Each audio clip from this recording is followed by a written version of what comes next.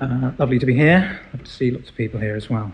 A lot of contemporary poetry tends to take common, ordinary objects as its focus, unpoetic subjects in many ways, and I'm as keen as the next poet to do that kind of thing. But of the five pieces I'll read now, there are two rare and elusive creatures involved.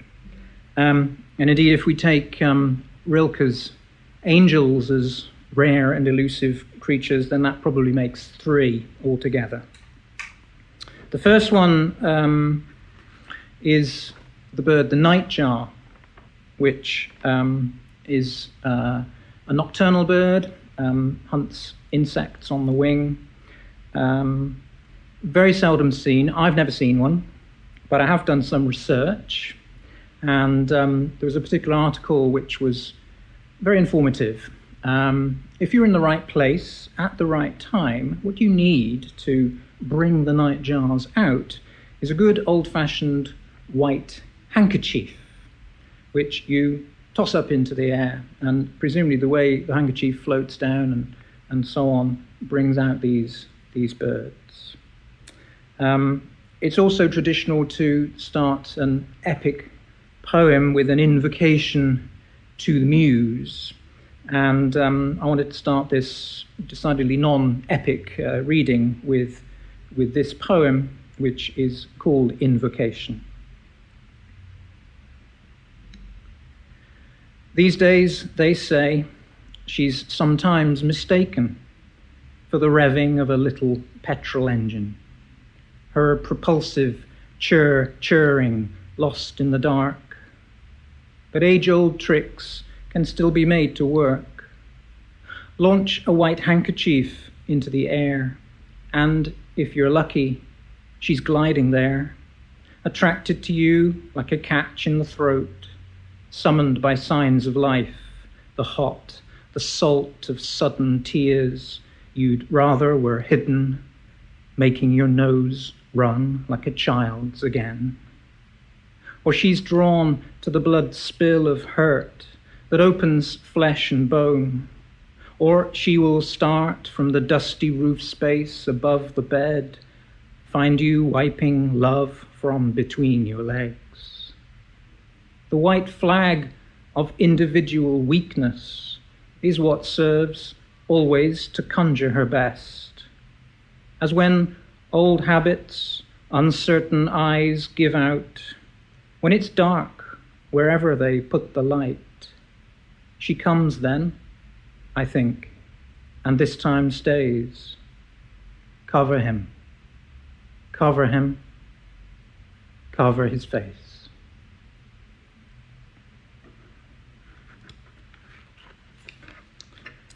I want to read just one poem from my earlier book with Enitharmon. It's the first poem in the book. And looking at the title now, it seems rather old-fashioned. Indeed, the language almost archaic, referring as it does to my childhood. It's a boy's errand. And as the parent of a couple of teenagers, this whole concept of running errands for hard-pressed parents seems to be a dying art. The errand I was engaged on here was coming home from school. Both Mum and Dad were at work at that time, so I would go around to the local shop to pick up supplies.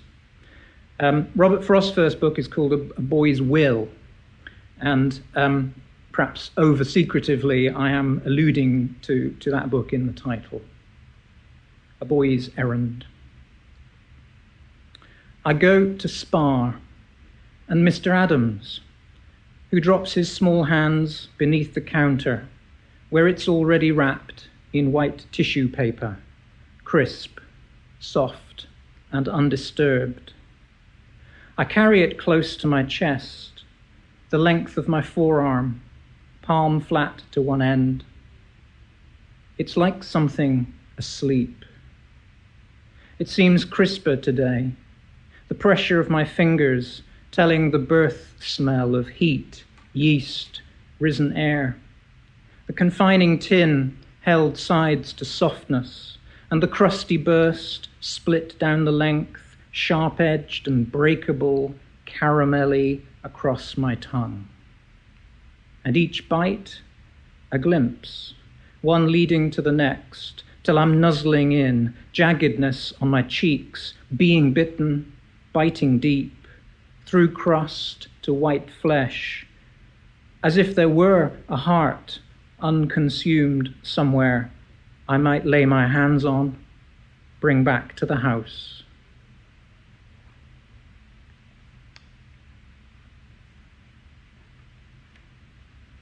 My second rare and elusive creature, an insect, probably would have fed one of those nightjars at some stage. It's a stag beetle, which, although apparently it does live in England, I think it's more often seen on the continent. And this particular one would have been one evening quite happily flying through the warm summer air of France until it hammered itself against our patio window and sadly expired. They are huge, and the scale of the thing means you can see all the parts of the insect. And I wanted to kind of make a sketch, as it were, of this thing. So I kept it in a matchbox, a big matchbox. I kept it rather too long because it began to stink. But also, fortunately, it did begin to talk. And the voice of this particular stag beetle, at least, was rather challenging, kind of accusatory even. Stag beetle. More than an hour ago, you gave up the task, blaming bad egg odors sniffed in these joints. In such heat, already the tight-packed innards beginning to shrivel. Now disentangling again these extraordinary legs with the nib of a pen. You unpack sheathed uppers and balletic elbows, these rough serrations beyond spindly wrists, my 6 feet, like clamps, like a chameleon's. What you think could be ball and socket joints are but the shell that gleam less ebony in this light, that leaves you floundering. What you want to know is how it feels, locked in insensitive plate, with the world of signals intrusive only from a few live ends. You try to imagine how it must be to live within edges, toothed and raw, a pack of sores ripped from some black hole in creation. You tease antlers apart, try to peer at what lies beneath my pitch-black forehead, but only find a nest of feelers, each furred and rooted too deeply to betray even a glimmer of purpose. In the palm of your hand, I lie, seeming alien. But you have forgotten mysteries you pursue at night without a word to where she sleeps beside you, or to others who raised you, walking far more stiff-legged and beetle-like now, or children rising tall on the terrace outside, excited at what you see as an unremarkable view of the hills, that for them is trembling on the brink of singing, an excitable world to which you bring only puzzlement or derision. Oh yes, I am the stag of your age and occlusion. You must fight me now. I am not yet dead.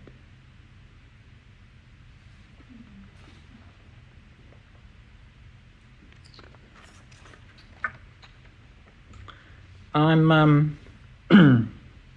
a great fan of those supermarket internet deliveries.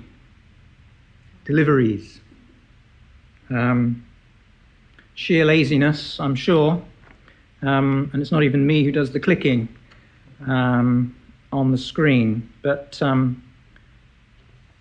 great invention. This poem, we were away over just before Christmas and Christmas itself. We were away in deepest, darkest, freezing Sussex, and we'd arranged for a delivery van to come at the beginning of the period we were there. Didn't quite go as smoothly as it might have done. What I'm thinking about in the poem, several things, I think. We had the children with us over Christmas, but I'm beyond Santa Claus, I think, beyond Christ and the three kings bringing gifts and so on, back towards the much more pagan roots of that kind of festive period. Anticipation, hoping for plenty in a time of great hardship, midwinter. The other thing I know is in the poem, but is thoroughly invisible, I suspect, is the fact that we were away, I think it was almost exactly a year to the day after my wife's mother had died. So it's called Supply. More through a faint vibration of the air on our skin than by the ear, we feel his arrival and hurry out. Leave the unfamiliar house for a darkness that to our urban eyes is solid pitch. Nothing close, no middle, no sense of distance, just a freezing rural December night and whatever we can feel beneath our feet. And there he is, rear wheels slipping in the mud, frictionless as any proper god, come with the intent of supplying us with food and drink through the winter solstice. Rotund in the spill of his van's light, a pair of plump hands on hips, legs apart, he stands there, laughing at his predicament, then punches away at the faint signal on his phone, but the place is too remote. We offer to help him out, begin to stumble to and fro in the lane, in his rear lights, each like a crimson-faced clown, trying gravel shoveled from the farm drive, trying terracotta roof tiles someone has tipped beside the bramble hedge. We search for anything we might wedge in the black, slithering mess under his tires. Straw, cardboard, logs, ironic prayers. But the van still snarls like a tethered beast and rocks to and fro like a helpless child that fights the confines of its cradle. Then he dismisses us with a smile. He sends us back to light and warmth, saying something like, "It's what I'm here for." We shut the door, relieved, to be honest. We leave him to the closing vice of frost, and next morning scarves of mist replace the dark that with him have vanished. Wheel ruts, gravel, red tiles broken. We laugh in daylight. Did this really happen? Outside, there is so little evidence to show. Inside, shelves overflow.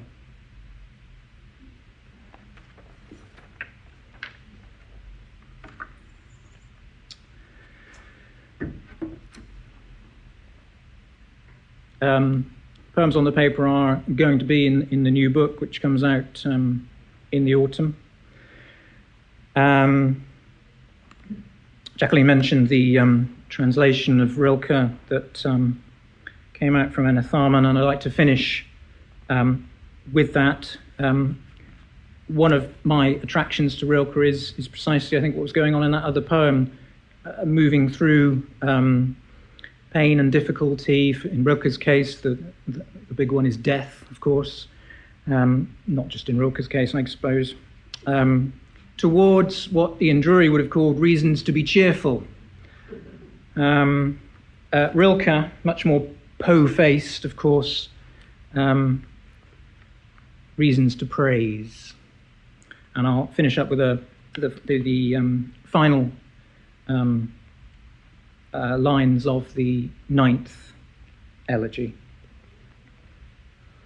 And here's our third rare and elusive creature coming. Praise this world to the angel, not some inexpressible other, because you cannot impress him with sublimity in a universe where he knows such wealth of feeling and you are a novice. So show him something simple, something shaped by generations, by lives like our own, near at hand, within our sight. Tell him things. He will stand in amazement as you stood beside the rope maker in Rome or the potter by the Nile. Show him how happy a thing can be, how innocent and how much ours, how even the keening of sorrow can find its pure form and becomes a thing, or dies into a thing, or happily outstrips itself in the violin. And these things, which live by passing away, acknowledge your praise of them as they vanish. They look to us to deliver them, we the most fleeting of all. They long for us to change them utterly in our invisible hearts, oh, endlessly to be within us, whoever at last we may be. Earth, is it not this you want? To arise in our invisible sphere? Is not this your dream, one day to be invisible? Earth, invisible? What is your urgent command if it is not for transformation? Darling, Earth, I will. Oh, believe me, there is no need for the persuasion of your springtimes. One, oh, a single one is more than my blood can take. Without a name, I belonged to you from the start. You were always right. Your holiest inspiration is our familiar death. Look, I am alive. On what? Neither childhood nor the future is diminished. Being in abundance whelms up in my heart. Thank you.